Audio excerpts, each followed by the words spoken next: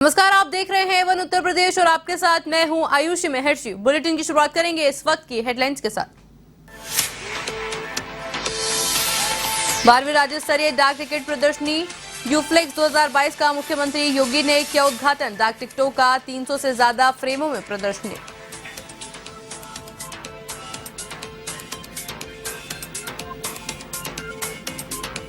उत्तर प्रदेश अधीनस्थ सेवा चयन आयोग की प्रारंभिक योग्यता परीक्षा, पहली शिफ्ट की परीक्षा खत्म। 3 बजे से शुरू होगी दूसरी पारी।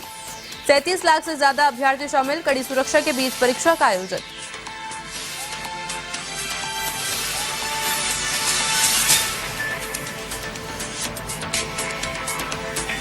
बुलंदशहर में मॉर्निंग वॉक पर निकला व्यापारी लापता, रास्ते में मिली स्कूटी। परिजन जता रहे अपहरण की आशंका, कार सवार बदमाशों पर घटना को अंजाम देने का आरोप।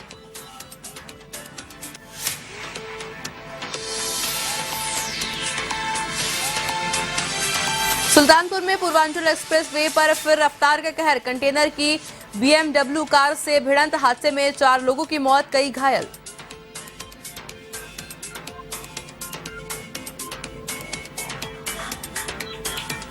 अमरोहा में राजमार्ग 9 पर हादसा, ट्रैक्टर ट्रॉली से टकराई बस, एक महिला की मौत, 10 लोग घायल, 2 की हालत गंभीर। हादसे पर सीएम योगी ने लिया संज्ञान तो डीएम ने किया मौके का मुआयना।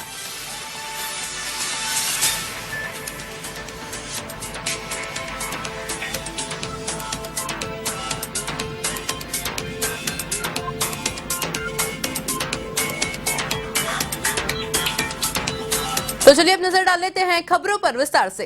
आजादी के अमृत महोत्सव के क्रम में उत्तर प्रदेश डाक परिमंडल की ओर से 12वीं राज्य स्तरीय डाक टिकट प्रदर्शनी यूफ्लेक्स 2022 का शनिवार को मुख्यमंत्री योगी आदित्यनाथ ने उद्घाटन किया। आपको जानकारी दें, प्रदर्शनी का आयोजन 15 से 17 अक्टूबर के बीच ललित कला अकादमी अलीगंज लखनऊ में किया जाएगा।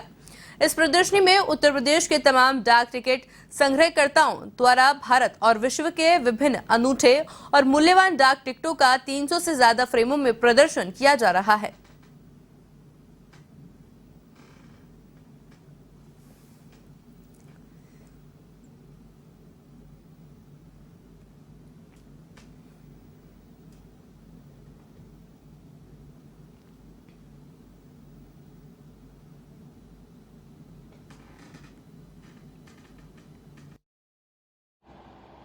पूरे वर्तमान को समेटते हुए अतीत को जोड़ने का एक बेहतर प्रयास भी किया था।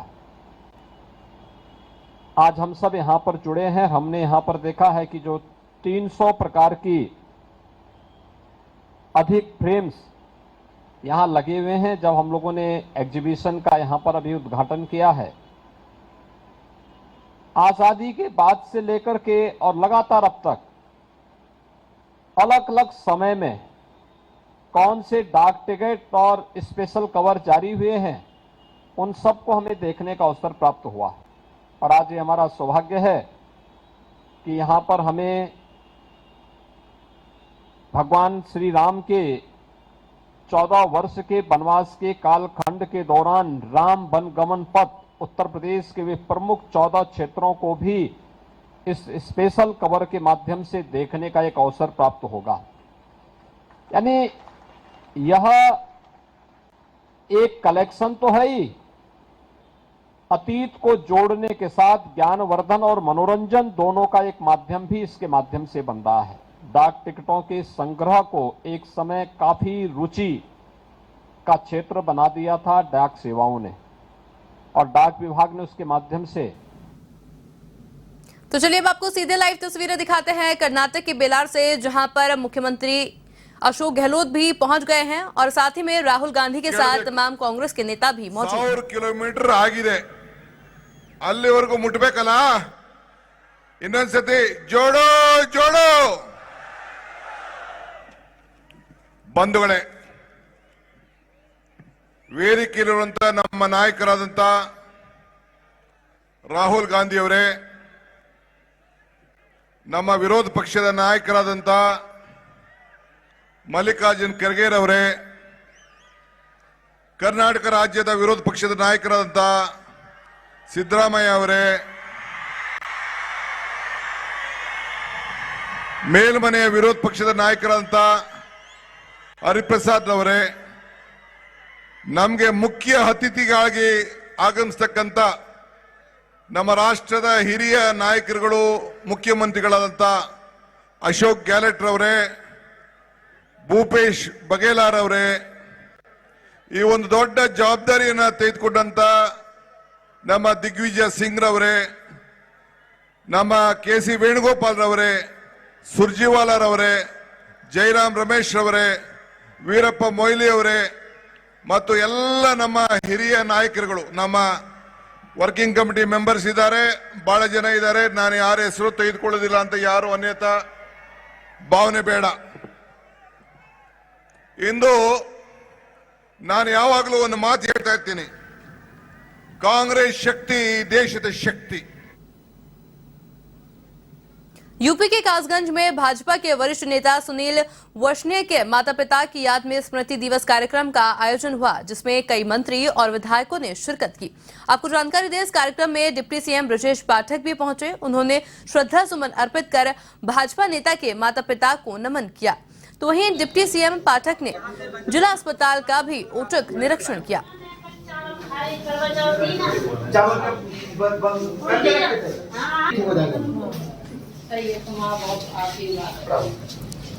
इस समय सर जादू है, जाओ तुम बताओ क्या स्थिति बस कितने घंटे पहले का है? क्या स्थिति बस कितने घंटे पहले का है? यूपी भाजपा के प्रदेश अध्यक्ष भूपेंद्र चौधरी कासगंज शहर के टीकाराम अग्रवाल धर्मशाला पहुंचे। यहां उन्होंने भाजपा के वरिष्ठ नेता सुनील वाशने के माता पिता के स्मृति दिवस कार्यक्रम में शिरकत की, पुष्प अर्पित कर उन्हें श्रद्धांजलि अर्पित की। मीडिया से बातचीत में भूपेंद्र चौधरी ने कहा कि भारतीय जनता पार्टी हमेशा जनता के बीच रहने वाला कार्यकर्ताओं का एक समूह है। हम अपने काम को और अपनी विचारधारा को समाज के सबसे नीचे खड़े व्यक्ति तक पहुंचाने का कार्य करते हैं। उसी का परिणाम है कि भारतीय जनता पार्टी की केंद्र और कई राज्यों में सरकार है।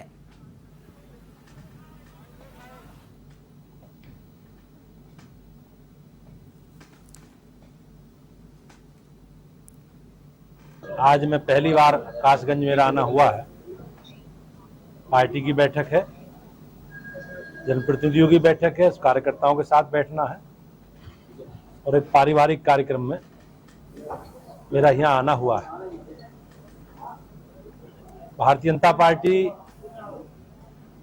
हमेशा जनता के बीच में रहने वाला कार्यकर्ताओं का एक समूह है और हम अपने काम को, अपनी विचारधारा को, अपने संगठन से जुड़े विषयों को नीचे तक समाज के सभी वर्गों तक पहुंचाते हैं और आज उसी का परिणाम है कि हम सब लोग के प्रयास से आज भारतीय जनता पार्टी केंद्र में, राज्यों में हमारी सरकारें हैं और हमारी सरकारों ने जो नगर निकायों पर काम किए हैं उन कामों के आधार पर हम जनता के बीच में जाएंगे और मुझे विश्वास है इस प्रदेश की महान जनता का आशीर्वाद मोदी जी को और योगी जी को मिलता रहा है, आगे भी मिलेगा।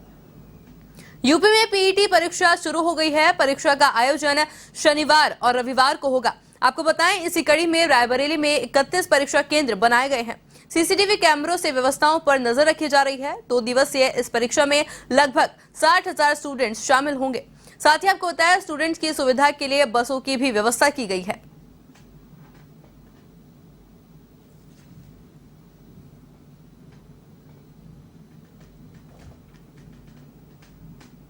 रायबरेली जनपद में कुल 31 केंद्रों पर लगभग 60,000 विद्यार्थियों द्वारा 4 पालियों में यहाँ पर एग्जाम लिया जाएगा। आज यहाँ पर प्रथम पाली का जो है परीक्षा चल रही है। सभी सेंटर पर कुशलतापूर्वक और शांतिपूर्वक परीक्षा स्टार्ट हो चुकी है और शांति व्यवस्था की पूरी व्यवस्था की। सर, जो बच्चे अभी जो यहाँ से जब जाएंगे तो उनके लिए क्या व्यवस्था की गई है, ट्रांसपोर्टेशन की? रायबरेली जनपद में प्रयागराज से और बनारस से बच्चे आ रहे हैं। इनको यहाँ पर आने के लिए और यहाँ से जाने के लिए एआरएम से बात करके प्रॉपर व्यवस्था करा दी गई है। 4 केंद्रों पर अतिरिक्त बसों को लगाते हुए इनका समुचित प्रकार से निकासी कराई। यूपी में प्रारंभिक पात्रता परीक्षा पीईटी का आयोजन किया जा रहा है। इसमें करीब 37 लाख छात्र शामिल होंगे। राजधानी लखनऊ में रेलवे स्टेशन से लेकर बस अड्डे तक छात्रों का रेला लगा दिखाई दिया। जगह जगह पर जाम भी नजर आया। तो वहीं जिलाधिकारी सूर्यपाल गंगवाल ने परीक्षा केंद्रों का औचक निरीक्षण किया और व्यवस्थाएं देखी।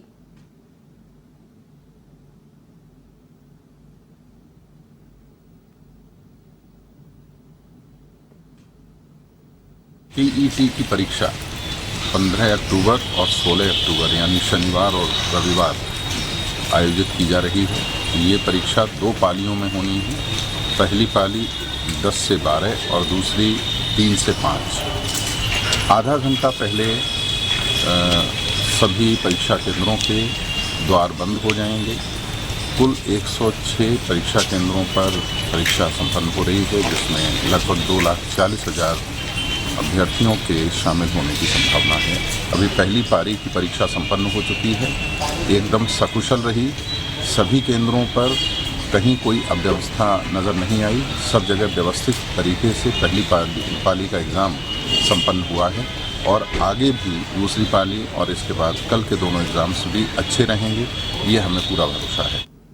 खबर यूपी से है, जहां पूर्वांचल एक्सप्रेस वे पर बड़ा हादसा हो गया, जहां एक कंटेनर BMW कार से टकरा गया और हादसे में बिहार और उत्तराखंड के लोगों को मिलाकर 4 लोगों की मौत हो गई। तो वहीं घटना की सूचना पर जिलाधिकारी और पुलिस अधीक्षक समेत यूपीडा के आला अधिकारी मौके पर पहुंचे और घायलों को अस्पताल में भर्ती करवाया गया। तो वहीं माइलस्टोन 83 के पास हुए हादसे की सूचना पर बड़ी संख्या में स्थानीय लोग भी मौके पर एकत्रित हो गए। इस दौरान एक्सप्रेसवे पर काफी देर तक आवागमन बाधित रहा।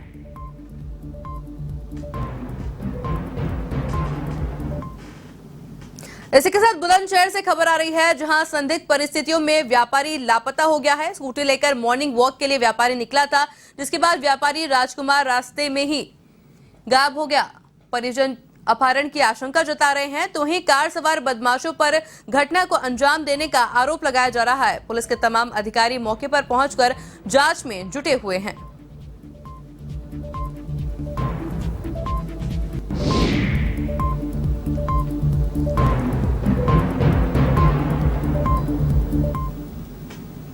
खबर यूपी के अलीगढ़ से है, जहां कोतवाली थाना इलाके में शीशे वाली मस्जिद के पास ऊपरकोट इलाके में एकाएक भराकर 4 मंजिला मकान गिर गया, जिसके बाद इलाके में अफरा तफरी मच गई। आनंद फानन में लोग स्वयं जुटे मलबा हटाने के लिए। मौके पर पहुंचे प्रशासन की टीम ने 4 JCB मलबा हटाने के लिए लगाई। हादसे में किसी के हताहत होने की जानकारी नहीं है। मौके पर SP city Kuldeep Singh Gunawat, city magistrate Pradeep Verma सहित कई थाना का पुलिस बल मौजूद है। तो वहीं रेस्क्यू ऑपरेशन चलाए जाने के दौरान घायल हुए 4 लोगों को अस्पताल में भर्ती कराया गया है, जहां उनकी हालत स्थिर है। जानकारी के अनुसार मकान में एक गोदाम बना रखा था, ज्यादा लोग उसमें नहीं रह रहे थे। मकान लगभग 50 वर्ष पुराना था।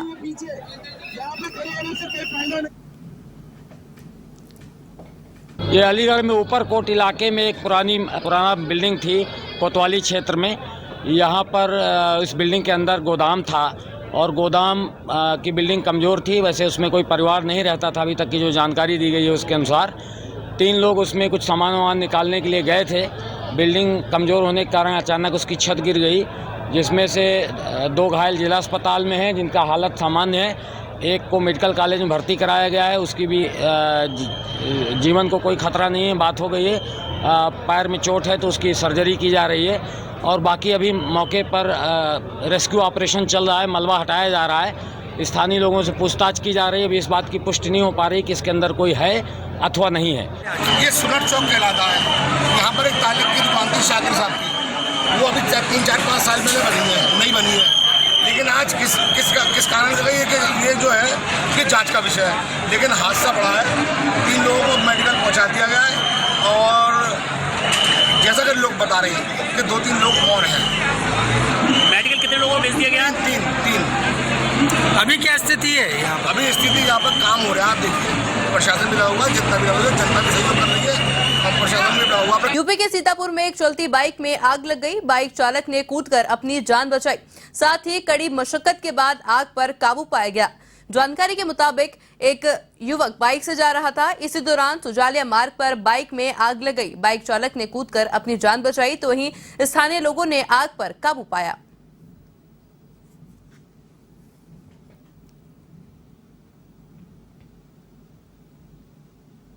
यूपी के हरदोई में शनिवार को रफ्तार का कहर देखने को मिला। यहां तेज रफ्तार बस ने हाईवे के किनारे खड़े ठेलों को टक्कर मार दी। इसमें एक व्यक्ति की मौत हो गई तो वहीं महिला गंभीर रूप से घायल हो गई, जिसमें अस्पताल में भर्ती कराया गया है।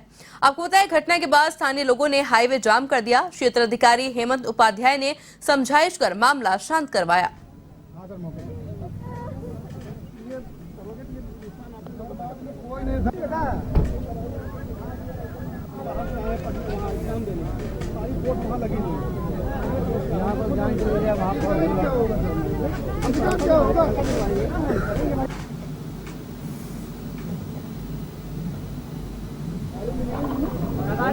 खड़ी है।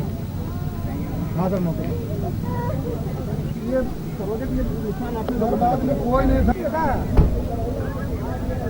वहाँ एग्जाम देने सारी कोर्ट वहाँ लगी हुई है। यहाँ पर जान के लिए वहाँ क्या होगा।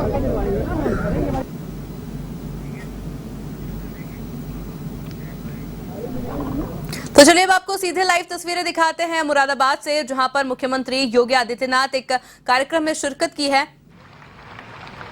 उनके नाम में योगी है, वो भी योग करते हैं। वो योग कहते हैं, हम लोग जो प्राइमरी में पढ़ते थे, योग का मतलब। आपको बताया, आर्यवीर वीरांगना प्रांतीय सम्मेलन में मुख्यमंत्री योगी आदित्यनाथ ने शिरकत की है। उनके पास धर्म सत्ता भी है, उनके पास राज्य सत्ता भी है, उनके पास धर्म दंड भी है और पुलिस का डंडा भी है। दोनों का योग है उनके पास, योग।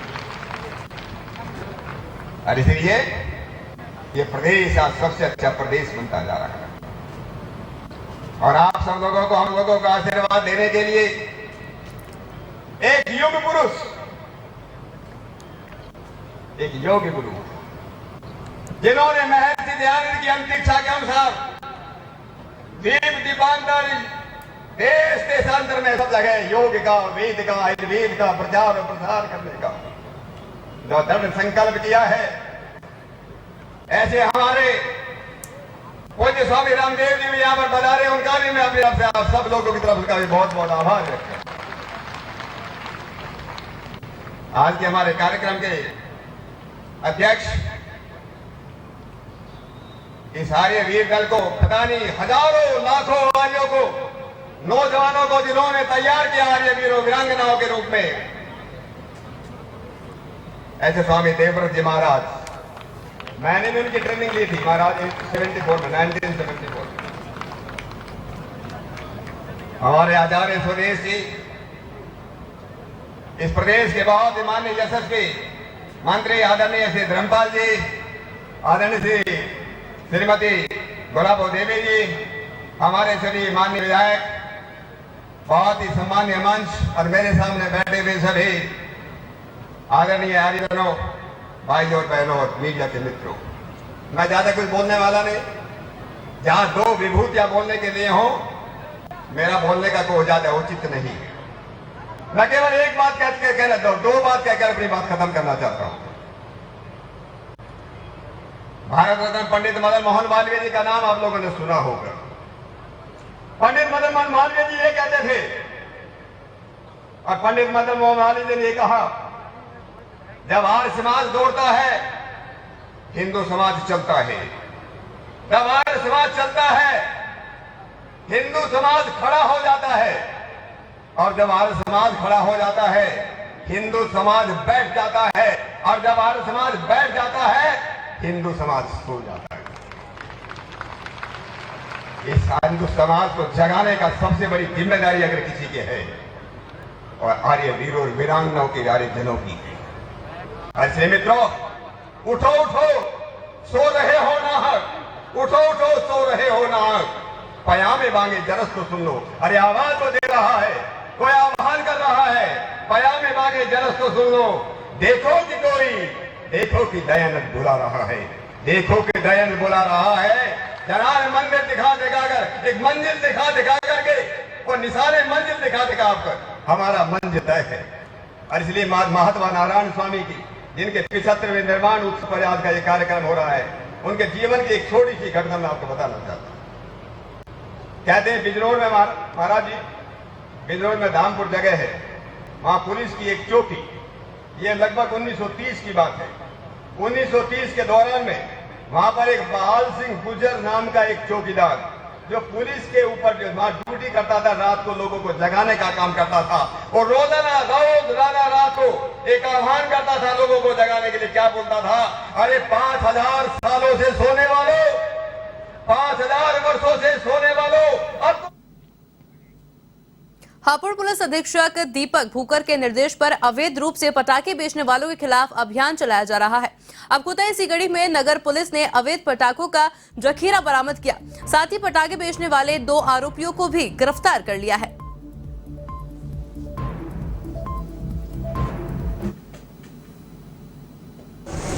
श्रीमान पुलिस अधीक्षक हापुड़ महोदय द्वारा अवैध पटाखों के भंडारण व निर्माण के विरुद्ध चलाए जा रहे अभियान के अंतर्गत हापुड़ नगर कोतवाली पुलिस द्वारा 2 अभियुक्त गण को गिरफ्तार किया गया है। इनके कब्जे से 22 कट्टे लगभग 4 कुंटल अवैध पटाखे बरामद किए गए हैं। इसके संबंध में थाना हापुड़ नगर पर मुकदमा अपराध संख्या 901/22 धारा 286 आईपीसी व विस्फोटक अधिनियम में पंजीकृत करके अभियुक्त गण के विरुद्ध कार्रवाई की जा रही है। तो चलिए फिलहाल बुलेटिन में सिर्फ इतना ही। इसी तरह देश दुनिया से जुड़ी तमाम बड़ी खबरों के लिए देखते रहिए A1 TV।